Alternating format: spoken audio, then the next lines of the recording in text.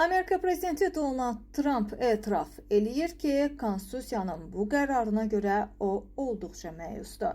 30 oktyabr tarixli və gündəm xəbərin efirində bir xəbər diqqətinizə çatdırırıq. Belə ki, Amerika prezidenti Donald Trump etiraf eləyir ki, Konstitusiya ona 3-cü dəfə prezident seçilməsinə və bu seçkilərdə iştirak etməyə icazə vermir və buna görə də Amerika prezidenti məyusdur.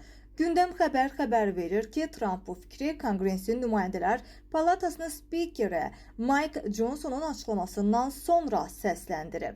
Johnson bəyan etmişdi ki, Amerika qanunvericiliyi prezidentin 3-cü müddətə namzədliyini qadağan eləyir. Oxuduqlarıma əsasən mənə 3-cü dəfə prezident postuna namzədliyimi irəli sürmək icazə verilmir.